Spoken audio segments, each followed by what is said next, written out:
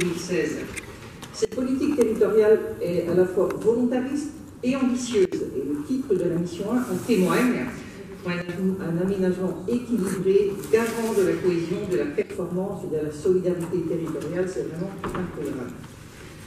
Comme en écho à l'exception française de centralisme incarnée par Paris et le désert français, et à l'exception bretonne d'équilibre territorial que nous incarnons ici dans notre majorité, dans un point de vue paru dans Ouest France du 4 février, notre ancien collègue Éric Bourmelin et le géographe Jean-Jacques Monnier démontrent, chiffres à l'appui, que les inégalités sociales sont renforcées par l'accroissement des inégalités territoriales.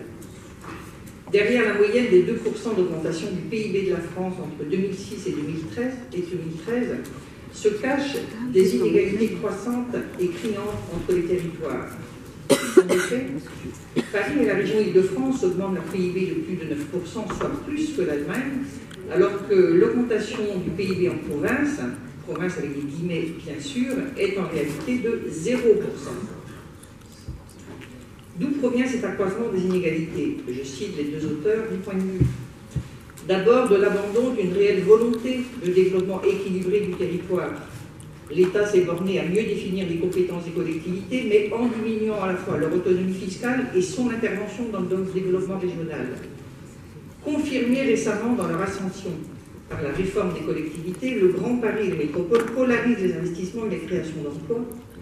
Comme les libéraux du XIXe siècle pensaient que la richesse concentrée profiterait à tous, ceux du XXIe estiment que le dynamisme des métropoles profite à tous les territoires, ce que les faits démontrent. Une seconde tribune a retenu mon attention cette semaine. Elle est intitulée « Quand la France périphérique s'éveillera, la gauche gagnera », publiée le 6 février dans Le Monde. Je cite un extrait. « Il existe une France de l'autre côté des périphériques, loin des transports en commun, loin des CPI, loin des métropoles, la France des banlieues, des territoires périurbains et ruraux, celle des déserts ferroviaires, musicaux et sociaux. » Fermez les guillemets. Alors cette aggravation des inégalités est-elle irréversible? Voilà la réponse qu'apportait récemment l'universitaire Christian Lequesne. La France est une société portée par les différences, notamment du territoire. Un président de la République est là pour inciter la société française à régler ses problèmes elle-même, à une échelle qui, le plus souvent, n'est plus nationale, mais régionale et locale.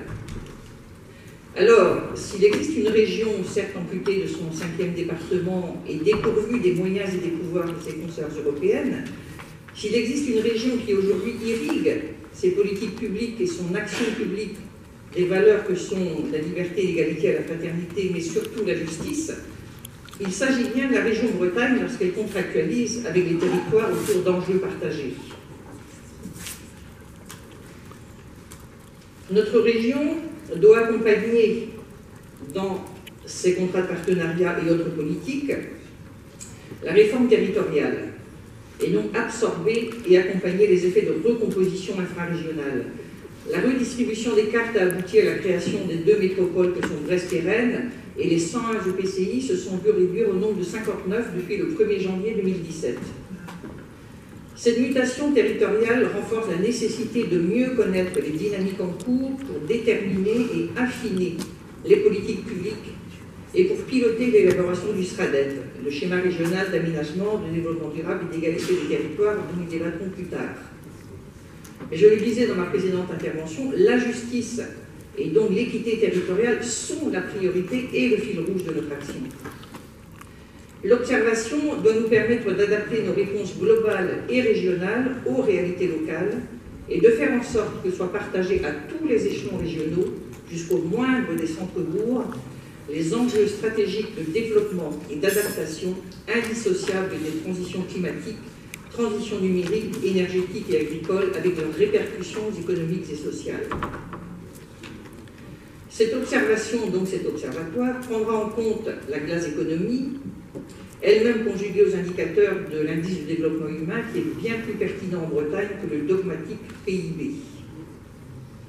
Compris dans le pacte d'avenir pour la Bretagne signé en décembre 2013, après le grand mouvement social des bonnets rouges, l'Observatoire se place de facto sous la devise empruntée alors à Père Jacques Elias, Ce qui manque souvent aux sociétés humaines pour aller de l'avant, c'est la confiance en elles-mêmes.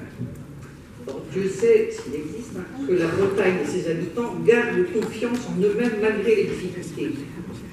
La synthèse du pacte d'avenir se concluait par les mots suivants. Ce pacte répond à des urgences, mais il est avant tout un outil pour faire progresser les politiques sociales, environnementales et économiques de la Bretagne. Et la Bretagne obtient avec ce pacte les premières avancées significatives pour répondre aux aspirations de décentralisation exprimées par les Bretonnes et les Bretons ces derniers mois.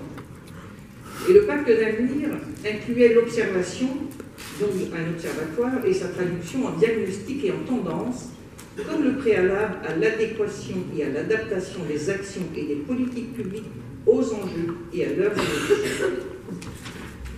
L'étape 2017 de l'Observatoire s'inscrit dans 5 orientations qui ont été jugées stratégiques par l'ensemble des partenaires, et les besoins en observation et en diagnostic fondés sur l'observation croisée et partagée s'étendent aujourd'hui à l'ensemble des EPCI, aux métropoles, bien au-delà des pays voisins pour lesquels nous avions l'habitude de faire le diagnostic.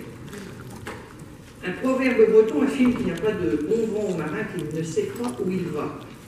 Nous avons au moins l'avantage d'avoir défini nos orientations, donc de savoir vers où nous allons dans l'intérêt de la Bretagne, de ses habitants, de ses entreprises et des générations futures. La mise en œuvre des outils d'observation partagés, des dynamiques territoriales est toujours une priorité. Malgré le retard pris, et qui est souligné par le Césaire, malgré le retard pris du fait des élections 2014 et 2015 des changements d'équipe, et aussi du fait de la mise en œuvre de la note primatale.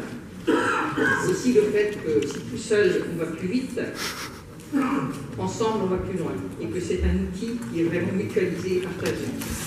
Cette observation et cet observatoire mutualisé se fait dans l'esprit de ce qui a déjà été réalisé avec Géo-Bretagne.